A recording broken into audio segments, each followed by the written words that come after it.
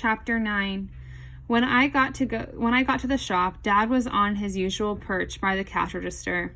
He was working on his crossword puzzle, completely absorbed. Dad, I tugged at his sleeve. He didn't respond. Dad, what's 4 letters? One who is a man-eating giant or monster starts with O.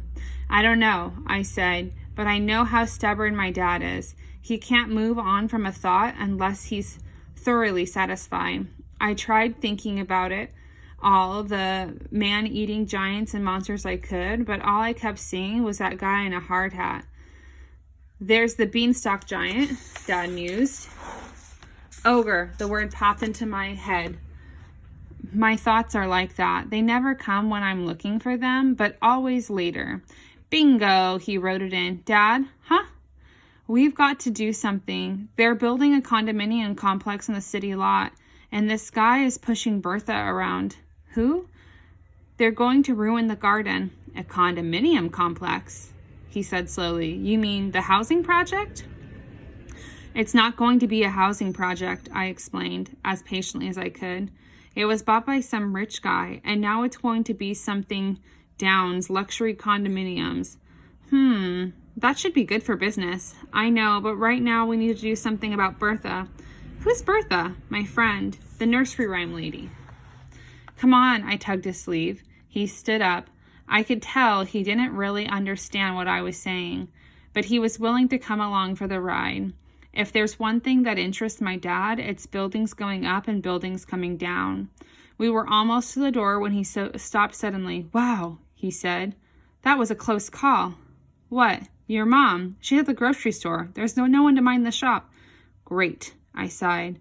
By the time we get there, she'll probably have been flattened by a bulldozer. I don't think they'll just plow your friend under, Aaron. That's not rational. Your mom will be back any second, and then we'll go. 9 letters means artificial. Starts with an S, ends with a C. Synthetic, I offered, surprising myself. I guess you are learning something in school. He wrote in the word. Just then, my mom walked in with a few bags. I thought I'd make some sandwiches for a change, she said. I dragged my dad towards the door. Be right back, I shouted. Some adventure or another, Muriel, Dad explained, following me.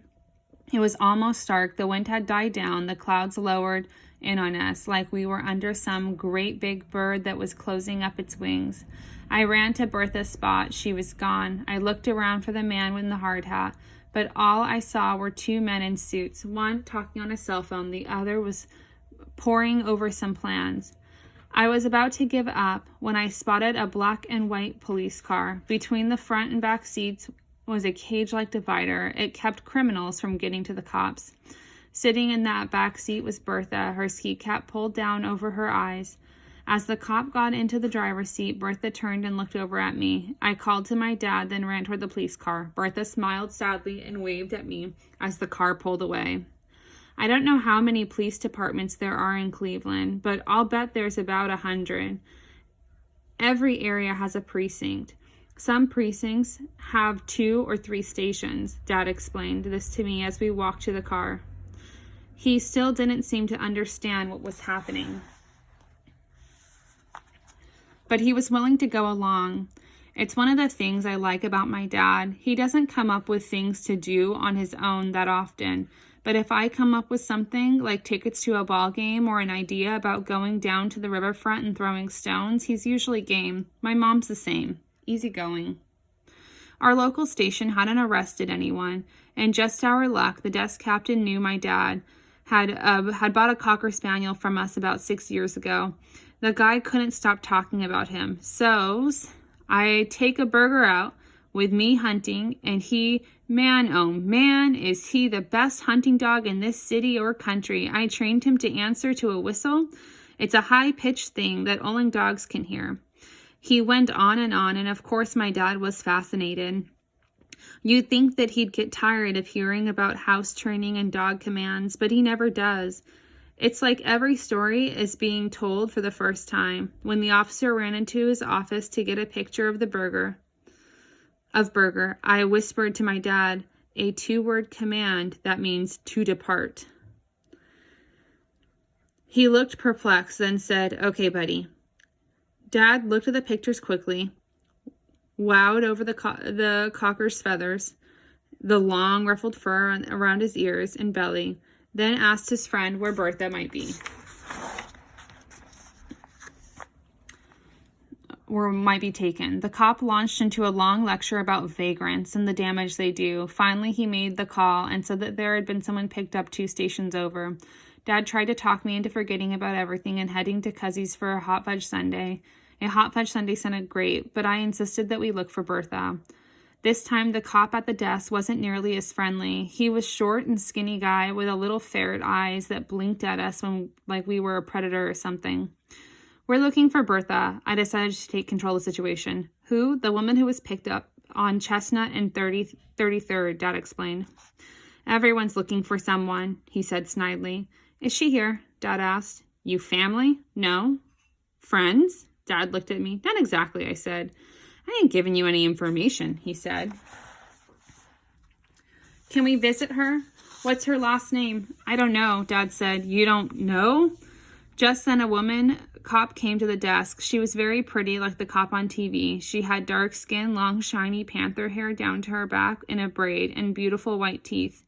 I wondered what she was doing in a police station when she should be modeling toothpaste, smiling down from the city from a billboard.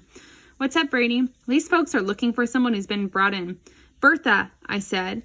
I knew if there was one thing that Bertha would have told them, it was her name. "Oh," she smiled. "Lovely lady. She's just been released." "Where?" "I'm sorry," she said, "but I don't know. I mean, we really don't throw people into the slammer just for a bit of loitering." She winked at me. I knew she was trying to be nice, but somehow it made me feel worse, like everything was a big game without human stakes. She assured us she'd go straight home. "Then she had some place to go?" I asked. "She definitely had an address," the lady said. "Can you?"